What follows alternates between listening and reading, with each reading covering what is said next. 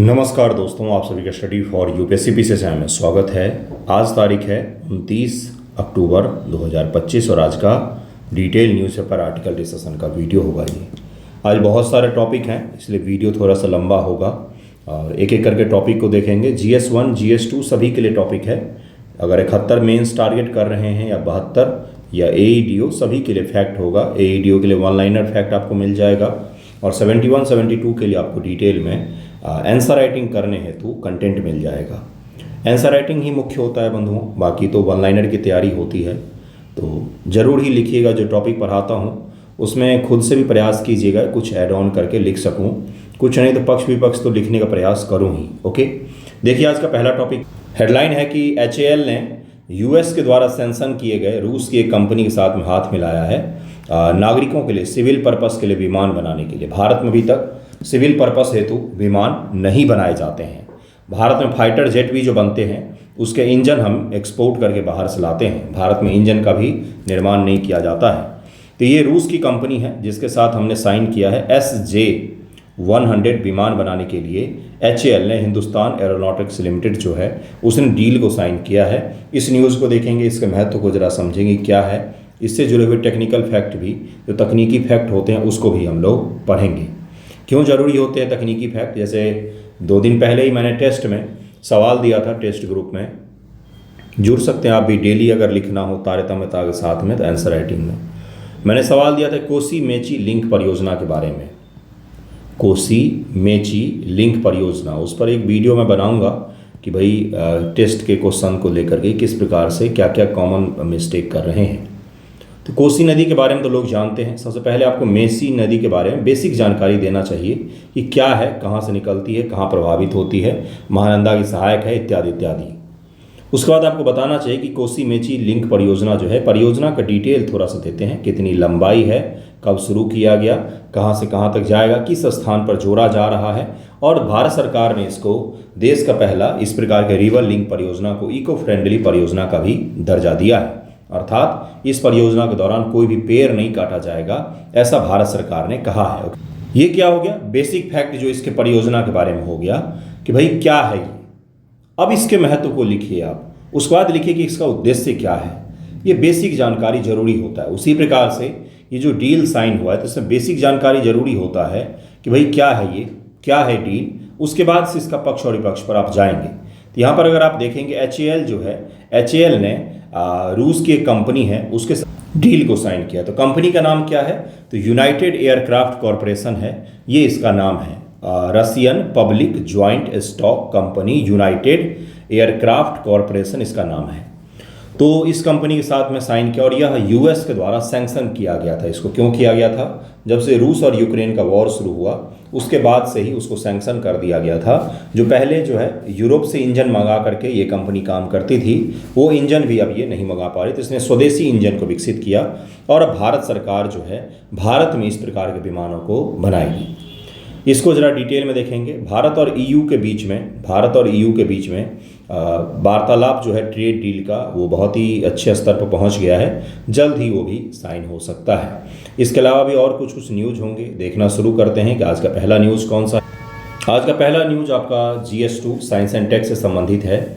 एक चीज़ और है, अगर आपको AEDO के लिए डेली प्रैक्टिस करना हो, AEDO के लिए क्विज प्रैक्टिस 80 के या 90 करीब में 100 भी हो जाता है, कभी 60 भी हो जाता है। डेली क्विज देता हूँ मैं, बहुत ही बेहतरीन होता है। आप जुड़ सकते हैं, प्रैक्टिस कर सकते हैं ताकि आपका GS का हिस्सा कहीं से भी कुछ भी ना करना पड़े, मैं तैयार करवा दूँ। मैथमेटिक्स और रीजनिंग के भी 15 सेट मैं आपको दूंगा PDF के फॉर्मेट में, जिसको आप सॉल्व करेंगे, फिर उसका सॉल्व वाला भी मैं आपको आंसर मुहैया करवाऊँगा। जुड़िएगा, बहुत ही बेहतर रहेगा आपके लिए। देखिए आज का पहला टॉपिक है कि दूसरा अंतर्राष्ट्रीय भारत 6G संगोष्ठी का आयोजन दिल्ली में किया गया है। अब इसके बारे में पूछ सकता है कि भारत का 6G एजेंडा क्या है, भारत सरकार क्या करना चाहती है, ये सब चीज़ें आपसे पूछ सकता है। तो इंडियन मोबाइल कांग्रेस या इंडिया मोबाइल कांग्रेस 2025 में भारत ने द्वितीय अंतर्राष्ट्रीय भारत 6G संगोष्ठी के माध्यम से अगली पीढ़ी के लिए, नेक्स्ट जनरेशन का जो दूर संचार तकनीक है कौन सा होगा भाई, तो 6G होगा। अभी 5th जनरेशन चल रहा है जिसको 5G कहते हैं। इससे पहले 4G था, 3G, 2G, 1G, उससे पहले क्या था भाई, कुछ नहीं। उससे पहले कोई ऐसा जनरेशन नहीं था और बेसिक कम्युनिकेशन होते थे जिसमें केवल वॉइस कॉल ही संभव थे। फिर बाद में आया पेजर प्रकार का एक उपकरण, फिर बाद में आता है भाई एसएमएस आप भेज सकते हैं आसानी से, फिर आया कि मध्यम स्पीड में इंटरनेट चल सकता है, फिर 3G से बातें बदल गई, 3G के बाद इंटरनेट को लोगों ने पहचाना है। वैसे 2G भी हमने यूज किया है।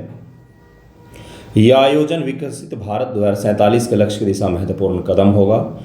जो भी आयोजन किया जाता है उसमें 2047 शब्द आपको दिखेगा कि 2047 तक हम जो प्राप्त करना चाहते हैं उसी की दिशा में यह एक कदम होगा, जिसका उद्देश्य आत्मनिर्भर, नवोन्मेषी अर्थात इनोवेटिव और वैश्विक से जुड़ा हुआ 6G इकोसिस्टम को विकसित करना है। 5G आने के बाद क्या क्या चीज़ें बदली हैं, अगर आपसे कोई पूछा जाए तो आप जो मुझे देख रहे हैं आसानी से, ये 5G बनने के बाद ही संभव हुआ है।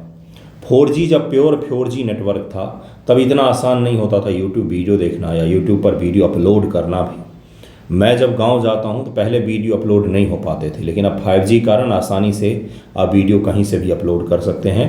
पहाड़ी भाग में भी चले जाइए, अच्छा खासा इंटरनेट चलता है, कोई दिक्कत नहीं आती है। पहले ऐसा हम नहीं सोच सकते थे, पहले यूट्यूब खोलने में भी मशक्क़त करना पड़ता था ग्रामीण इलाकों में। IMC एशिया का प्रमुख प्रौद्योगिकी प्रदर्शनी मंच है जिसे दूर संचार विभाग और cellular operator association of India द्वारा संयुक्त रूप से आयोजित किया जाता है।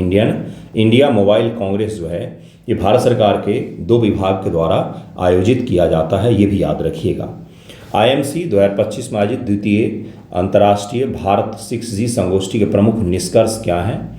तो 6G पर नई दिल्ली घोषणा पत्र जारी किया गया है। अब आपसे यही पूछ सकता है प्रीलिम में कि भाई 6G को लेकर नई दिल्ली घोषणा पत्र जो जारी किया गया उसमें क्या क्या चीज़ें शामिल की गई हैं, तो वहाँ पर आपको बताना पड़ेगा, स्टेटमेंट दे सकता है।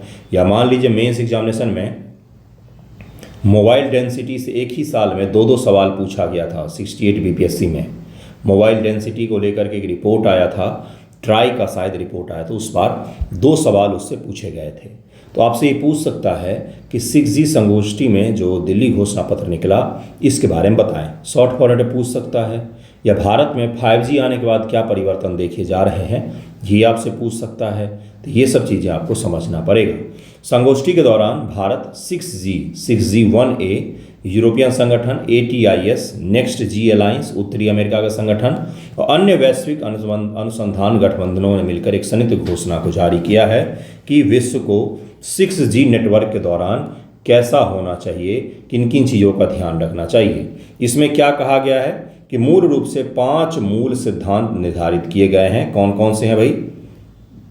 विश्वसनीय और सुरक्षित, ट्रस्टेड होना चाहिए और सिक्योर होना चाहिए, फ्लेक्सिबल होना चाहिए और भरोसेमंद होना चाहिए, मुक्त एवं अंतर संचालनीय, समावेशी, सभी तक पहुंच हो, किफ़ायती भी हो, महंगा भी नहीं होना चाहिए, चिरस्थायी हो, रिलायबल हो, वैश्विक रूप से जुड़े हुए होना चाहिए। ये 5 मुख्य रूप से फोकस क्षेत्र रखे गए हैं कि भाई लोगों के लिए आसान, सही, सिक्योर, ट्रस्टेड और चीप, यानी कि महंगा भी नहीं होना चाहिए, पहुंच सुनिश्चित होनी चाहिए। इसमें कहा गया है कौशल विकास, स्किल डेवलपमेंट, वैश्विक सहयोग पर बल दिया गया है ताकि भारत की 6G विजन 2030 के अनुरूप एक भविष्य तैयार और समावेशी 6G इकोसिस्टम का निर्माण किया जा सके। इसमें यह कहा जा रहा है ना, भारत सरकार की नीति है कि 2030 तक 6G को भारत में इम्प्लीमेंट किया जाए। हालांकि ये पूरा होगा या नहीं होगा वो तो देखने की चीज़ है, लेकिन भारत सरकार की ऐसी नीति है।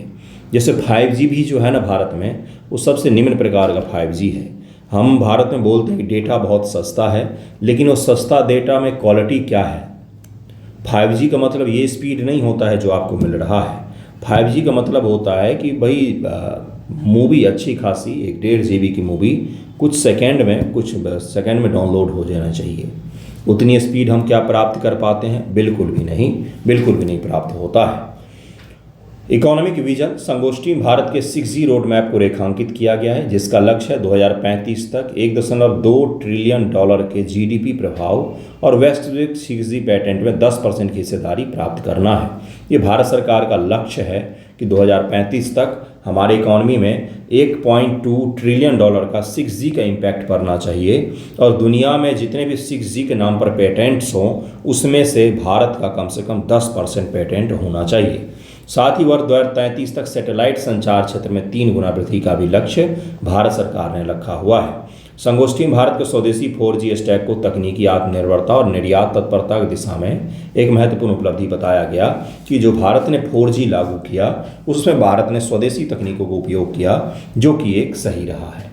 भारत का 6G विजन मैं आपको अब समझाता हूँ कि क्या है ये और यह किस प्रकार से इम्प्लीमेंट किया जाएगा, क्योंकि सवाल आपसे पूछेगा कि भारत का 6G विजन क्या है। यूपीएससी एग्जाम की मैं आपको एक खासियत बताता हूँ। यूपीएससी एग्जाम की, जैसे अभी 5G चल रहा है ना, 5G के बारे में यूपीएससी ने बहुत पहले पूछा। तो जो नई तकनीक बिल्कुल अराइव है, मतलब आने ही वाली है, अराइविंग सून लिखा हुआ है, बस लॉन्च होने ही वाली है या हो गई है या बातें उसकी हो रही है, उसके बारे में सबसे पहले पूछा जाता है ना। जैसे वेब 2.0 ये भी सही प्रकार से इम्प्लीमेंट नहीं हुआ है। इसमें यह है कि यूज़र जो हैं किसी चीज़ का यूज करेंगे तो उनके बदले उनको पे किया जाएगा। वेब 2.0 के बारे में 2022 में या 2023 में यूपीएससी ने पूछा है, वेब 2.0। इसमें क्या बताया मैंने आपको, आप कोई चीज़ उपयोग कर रहे हैं तो यह उपभोक्ताओं को सशक्त करेगा, एम्पावर करेगा, तो आपको उपयोग करने के बदले पैसा दिया जाएगा।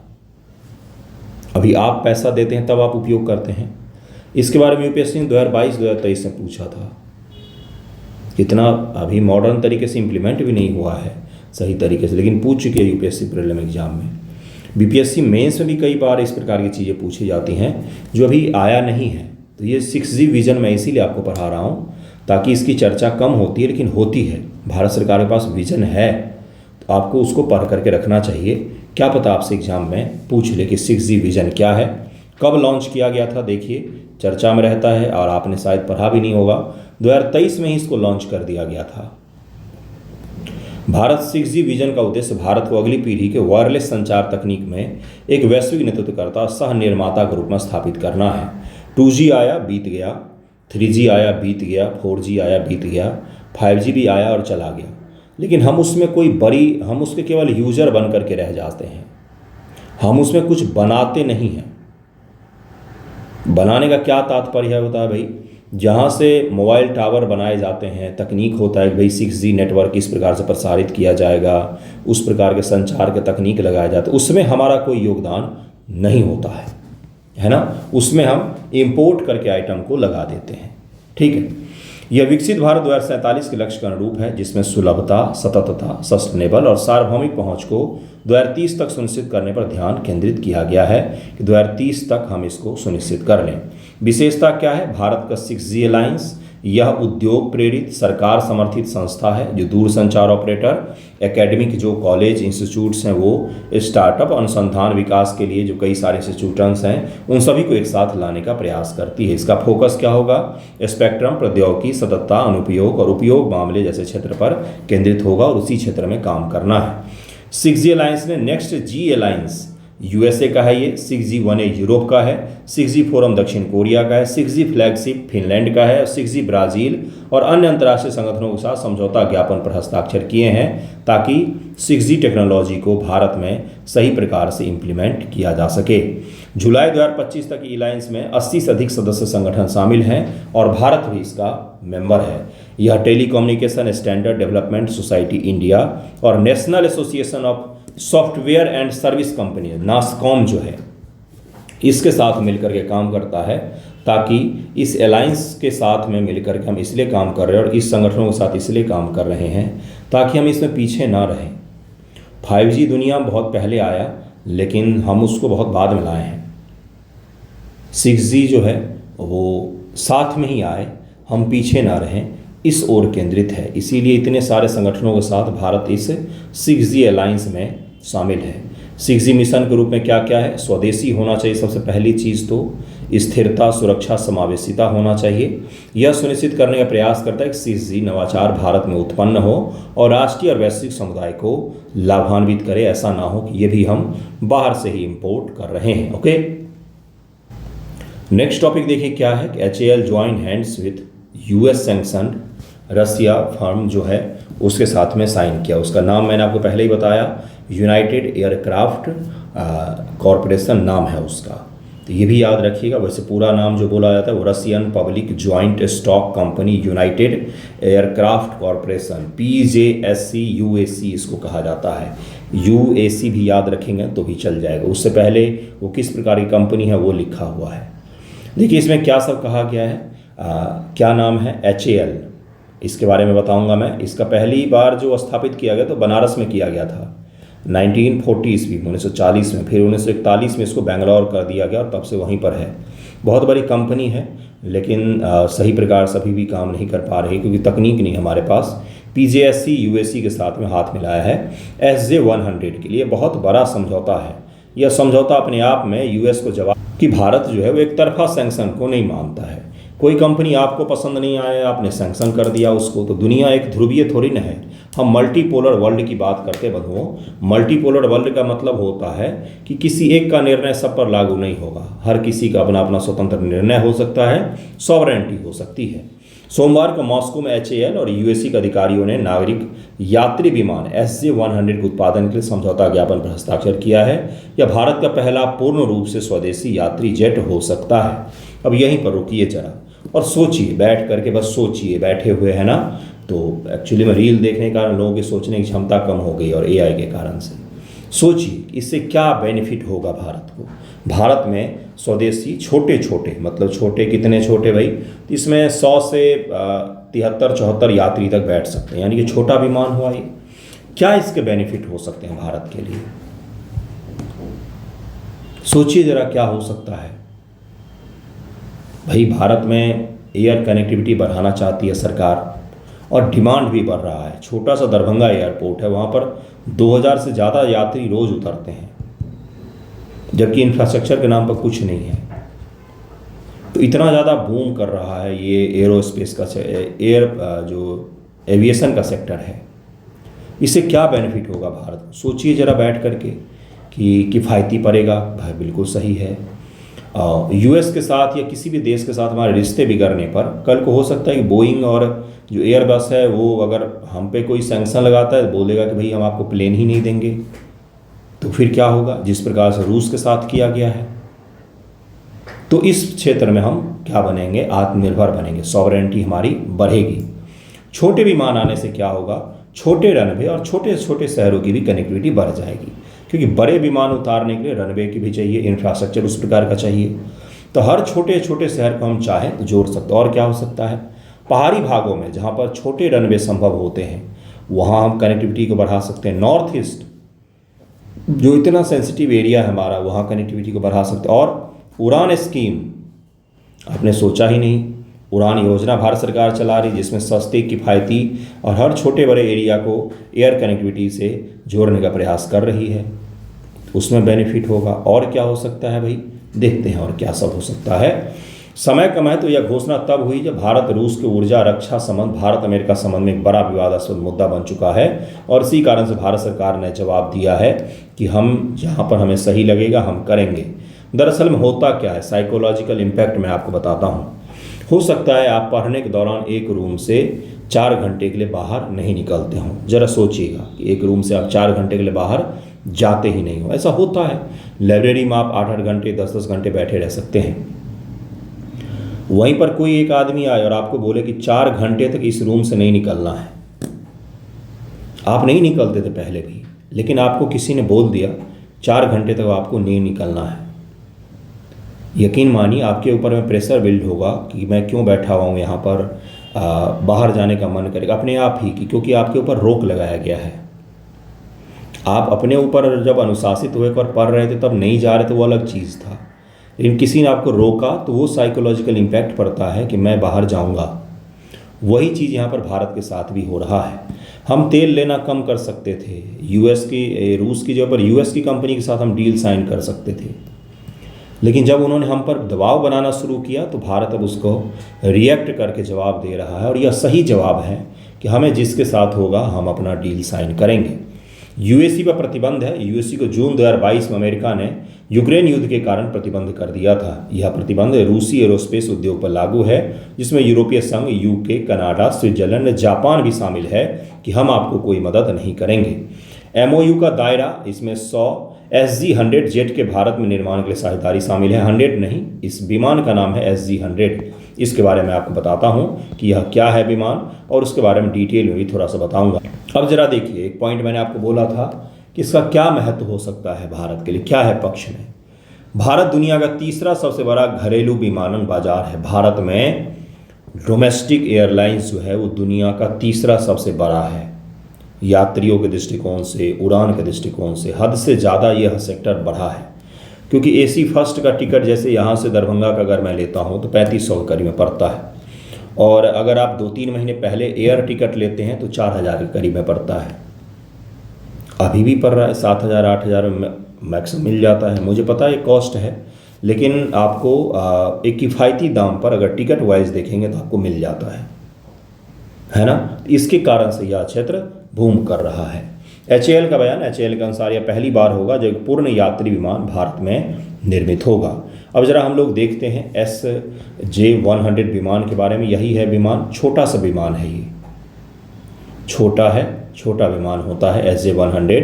100 से 73 के करीब में यात्री बैठ सकते हैं। SJ-100 जिसे मूल रूप से सुखोई सुपरजेट 100 के नाम से भी जाना जाता है, रूस का एक क्षेत्रीय यात्री विमान है। यह यूनाइटेड एयरक्राफ्ट कॉरपोरेशन द्वारा विकसित किया गया है। मुख्य रूप से छोटी मध्यम दूरी की उड़ान के लिए डिजाइन किया गया है। 3000 किलोमीटर के करीब में, 3500 किलोमीटर के करीब में इसका रेंज है उड़ने का। तो 3035 किलोमीटर में तो भाई भारत को उत्तर से दक्षिण, पूर्व से पश्चिम पूरा ही कवर हो जाता है। 75 से 100 यात्रियों, आमतौर पर 103 सीटों वाला कॉन्फ़िगरेशन होता है इसका, जिसको परिवर्तित किया जा सकता है, कम ज़्यादा किया जा सकता है। मूल रूप से फ्रैंको रूसी SAM-146 इंजन का उपयोग किया जाता है, लेकिन प्रतिबंधों के चलते अब PD-8 इंजन, जो स्वदेशी रूप से बना हुआ इंजन है, इस पर स्विच किया गया है रूस के द्वारा। यह इंजन अधिक कुशल और स्वतंत्र है, बाहरी देशों से एक्सपोर्ट नहीं करना पड़ता है। 3530 किलोमीटर, लगभग 1900 नॉटिकल माइल्स जो है इसका रेंज है। 828 किलोमीटर प्रति घंटा इसकी रफ्तार है। बाकी चीज़ें आपको याद नहीं रखना है। भारत के उड़ान जैसे योजनाओं के लिए यह काफ़ी बेहतर हो सकता है, जहाँ पर छोटे रनवे, छोटे एयरक्राफ्ट वाले इंफ्रास्ट्रक्चर में भी हम आसानी से एयर कनेक्टिविटी को बढ़ा सकते हैं। वैसे एयर कनेक्टिविटी का एक और चीज़ है, जैसे उत्तर प्रदेश में हुआ है। उत्तर प्रदेश में इलेक्शन से पहले 7 नए एयरपोर्ट का उद्घाटन किया गया था, जिसमें कुशीनगर जैसे एयरपोर्ट भी शामिल है। कुशीनगर बुद्धिज्म सर्किट में भी आता है, टूरिज्म का, लेकिन 7 एयरपोर्ट को बंद करना पड़ा। बहुत सारे एयरपोर्ट बने थे, जिसमें 7 बड़े बड़े एयरपोर्ट को बंद करना पड़ा, क्योंकि यात्रियों की डिमांड है ही नहीं, इसके कारण से उसे बंद करना पड़ा। विकास और वर्तमान स्थिति क्या है? विकास 2000 के दशक में इसका शुरू हुआ था। पहला प्रोटोटाइप 2008 में उड़ा था। 2012 में प्रमाणीकरण मिला इसको, SJ-100 को, लेकिन पश्चिमी प्रतिबंधों ने उत्पादन को प्रभावित किया है। PD-8 इंजन वाले SJ-100 का प्रमाणीकरण प्रशिक्षण सफल रहा है। अब भारत जो है इस विमान को भारत में बनाएगा और यह अपने यहाँ के यात्रियों के लिए उपयोग किया जाएगा। कंसर्न क्या है? कंसर्न है कि भाई सेफ्टी मेजर सारे फॉलो किए जा रहे हैं कि नहीं, यात्रियों के जान के लिए मुश्किल नहीं बनना चाहिए। वैसे ही छोटा विमान जो होता है, छोटा विमान वह थोड़ा सा वल्नरेबल होता है। बड़े विमान सुरक्षित माने जाते हैं क्योंकि उन पर टर्बुलेंस इत्यादि का प्रभाव नहीं होता है। छोटे विमान में टर्बुलेंस इत्यादि का प्रभाव भी होता है। तो सेफ्टी मेजर्स इसमें फॉलो किए जा रहे हैं कि नहीं, ये जरूर मायने रखता है। क्या यह इंजन ऐसा है कि भाई आसानी से इसका उपयोग भारत के टेरेन में भी किया जा सके? तो ये सब कुछ कंसर्न जरूर हो सकते हैं। HAL के बारे में ज़रा देखिए। HAL भारत की प्रमुख सार्वजनिक क्षेत्र की एरोस्पेस और रक्षा कंपनी है, यानी कि यह भारत सरकार की कंपनी है। और दूसरा क्या है भाई, दूसरा क्या बनाती है ये? तो यह नागरिक विमान, नागरिकों के क्षेत्र में भी और डिफेंस के क्षेत्र में, दोनों में ही काम करती है। HAL की जड़ें 1940 में ब्रिटिश भारत में हिंदुस्तान एयरक्राफ्ट फैक्ट्री के रूप में किया गया था और बनारस में स्थापित हुआ था। स्वतंत्रता के बाद 1941 में बेंगलुरु स्थानांतरित किया गया और उसके बाद वहीं रह गया ये। विकास 1964 में हिंदुस्तान एरोनॉटिक्स लिमिटेड को पुनर्गठित किया गया। 1970 के दशक की यह स्वदेशी विमानन परियोजना पर जोर दे रही है, जैसे कि light combat aircraft LCA। Light combat मतलब हल्का लड़ाकू युद्धक विमान। महत्वपूर्ण मील का पत्थर 1960 के दशक में रूस तात्कालिक सोवियत संघ के साथ सहयोग शुरू हुआ, जिसने MiG-21 जैसे विमानों का निर्माण हुआ। आज HAL भारत की रक्षा आत्मनिर्भरता में सबसे महत्वपूर्ण भूमिका अदा करती है, हालांकि प्रोजेक्ट इसके समय से पूरे नहीं होते हैं। लड़ाकू विमान बनाती है, जैसे LCA तेजस, सुखोई Su-30 MKI रूस के साथ सह उत्पादन में बना रही है। हेलीकॉप्टर्स बनाती है, एडवांस लाइट हेलीकॉप्टर ध्रुव चेतक चित्रक हेलीकॉप्टर, LCH प्रचंड, यह लाइट कॉम्बैट हेलीकॉप्टर है जो आर्मी यूज करती है। लाइट कॉम्बैट का मतलब हल्का लड़ाकू युद्धक हेलीकॉप्टर है। ट्रेनर एयरक्राफ्ट किरण और सितारा बनाती है STT-40, ये ट्रेनर है जो ट्रेंड करने के लिए पायलट को यूज़ किया जाता है। बाकी तो इसके बारे में आपको बता ही दिया है मैंने। और नासिक, कोरापुट, हैदराबाद इत्यादि में इसके सेंटर जो हैं वो बैठे हुए हैं, लेकिन मुख्य रूप से यह बेंगलोर केंद्रित है, बेंगलोर में ही है। नेक्स्ट जो टॉपिक है वो है कि ट्रंप जो है एशिया के सप्ताह भर से ज़्यादा के दौरे पर हैं, जिसमें उन्होंने कुआलालंपुर में आसियान समिट में भाग लिया और वह एशिया के कई सारे देशों की यात्रा कर रहे हैं। इसमें सबसे जो मुख्य मोटिव है उनका वो यही है कि रेयर अर्थ मेटल जो है ये चीन पर जो निर्भरता है इसको कम किया जाए, और इस क्षेत्र के जो अन्य देश हैं जैसे ऑस्ट्रेलिया के साथ समझौता किया है, मलेशिया, वियतनाम इत्यादि देशों के साथ, जापान इत्यादि देशों के साथ मिल करके चीन पर जो रेयर अर्थ एलिमेंट की निर्भरता है उसको ख़त्म किया जाए। इसको लेकर बहुत सारे समझौते हो सकते हैं। सवाल क्या आपसे पूछ सकता है, भारत, ऑस्ट्रेलिया, जापान और अमेरिका चारों क्वाड के मेंबर हैं, इसमें से 3 देश समझौता कर रहे हैं रेयर अर्थ मेटल के लिए, लेकिन भारत उसमें शामिल नहीं है। इससे जुड़ा हुआ सवाल पूछ सकता है आपसे कि क्वाड की क्या प्रासंगिकता रह गई है, क्वाड की क्या प्रासंगिकता है आज के दौर में, ये सवाल आपसे पूछ सकता है। तो वहाँ पर आपको बताना पड़ेगा कि भाई क्वाड की प्रासंगिकता है, लेकिन कुछ चुनौतियाँ भी हैं, चुनौतियाँ में ये सब आप बता सकते हैं।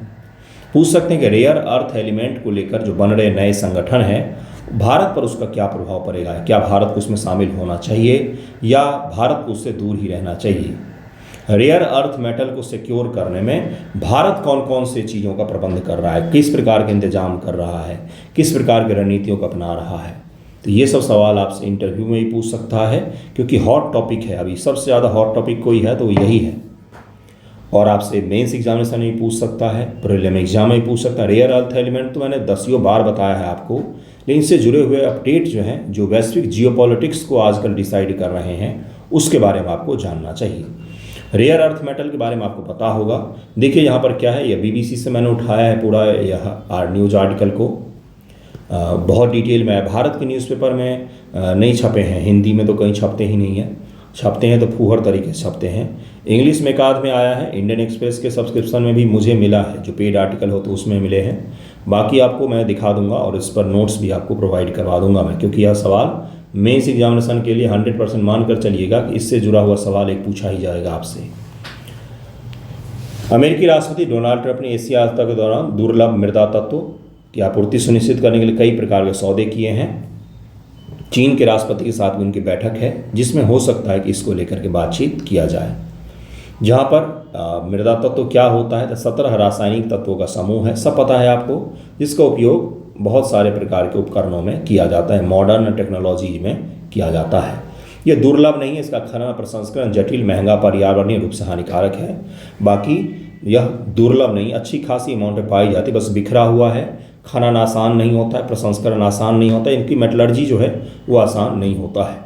वैश्विक महत्व क्या है, यह आजकल हर चीज़ के लिए ही चाहिए, आपके वॉशिंग मशीन से लेकर के आपका फ़ोन, आपका कंप्यूटर, लैपटॉप, कैमरा, हर चीज़ में यह उपयोग किया जाता है। डिफेंस प्रोडक्ट, चिप बनाने में, हर चीज़ में यह उपयोग किया जाता है। चीन का प्रभुत्व है जिसको प्रयास कर रहे हैं तोड़ने का, क्योंकि चीन के ऊपर में जब से अमेरिका ने टैरिफ लगाया है तो चीन ने क्या किया, रेयर अर्थ मेटल के एक्सपोर्ट में सख्ती अपनाई, तो जिसके कारण से अमेरिका का एक्सपोर्ट कम हो गया है।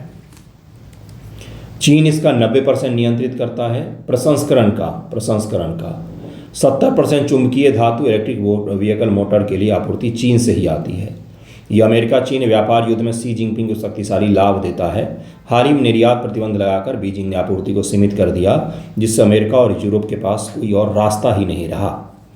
अप्रैल 2025 में कई दुर्लभ मृदा तत्वों को निर्यात नियंत्रण सूची में जोड़ा गया, जिससे वैश्विक कमी हुई।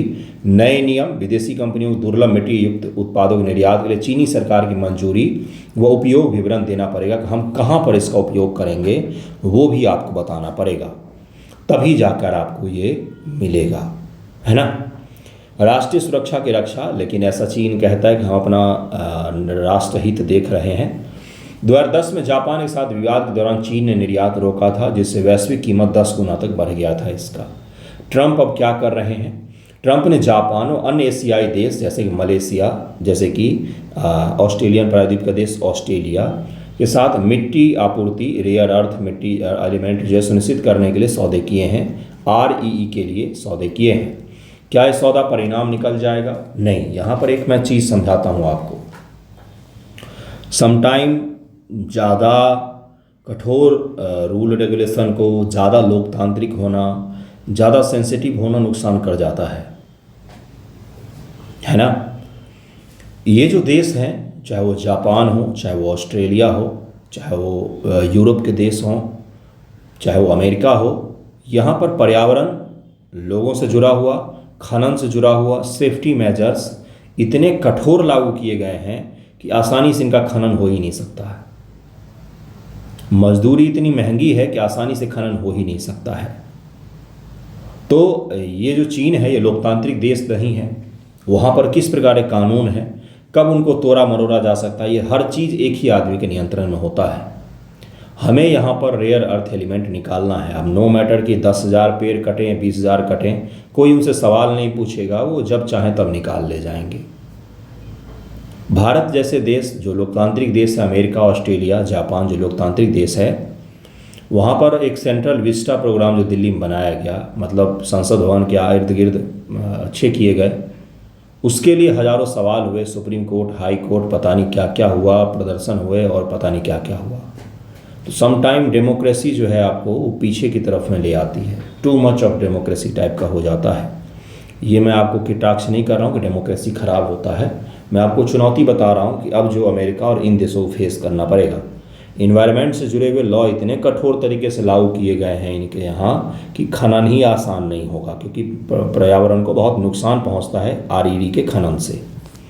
बहुत सारा पानी खपत होता है, मिट्टी की बर्बादी होती है, इत्यादि इत्यादि। जापान के साथ 550 अरब निवेश का सौदा, जिसमें दुर्लभ मृदा तत्व को शामिल किया गया। अमेरिका वाणिज्य सचिव हावर्ड लुटकिंग जापानी कंपनियों का विवरण को तय करेंगे। सौदा किया 550 अरब का। अमेरिका ने बोला है कि हम 550 अरब इस क्षेत्र में निवेश करेंगे ताकि इसका खनन किया जा सके। ऑस्ट्रेलिया के साथ साझेदारी, मलेशिया में रिफाइनिंग बाधाओं का सामना इत्यादि भी कर रहे हैं। रणनीतिक महत्व क्या है? सौदा जापान ऑस्ट्रेलिया क्षेत्रीय शक्तियों को बांधते हैं, जिससे अमेरिका के दुर्लभ मृदा पर अधिक नियंत्रण मिलेगा, ऐसा सोच रहे हैं अमेरिका के राष्ट्रपति। यूक्रेन के साथ खनिज सौदा, चीन पर निर्भरता कम करने के लिए ग्रीनलैंड को भी अपनाना चाहते हैं, ग्रीनलैंड को हथियाना चाहते हैं क्योंकि वहाँ भी REE है। ऑस्ट्रेलिया के साथ भी किया है, और अपने बगल में जो पाकिस्तान है ये भी उसी में लगा हुआ है, इसके पास भी REE है, तो उसके साथ भी अमेरिका ने समझौता किया। और दिल्ली ही बोलते हैं कि भारत के साथ एयरक्राफ्ट इन्होंने गिराए, तो ये सब चीज़ें वो बोल रहे हैं। चुनौती क्या कह सकती? प्रसंस्करण की कमी, ऑस्ट्रेलिया की स्थिति, लंबे समय से उत्पादन बढ़ाने की कोशिश लेकिन प्लांट अभी चालू ही नहीं हुआ है। चीन का प्रभाव है कई सारे देशों में, वैश्विक असुरक्षा, पर्यावरणीय और आर्थिक लागत बहुत ही ज़्यादा आएगा। चीन में आर्थिक लागत बहुत कम है।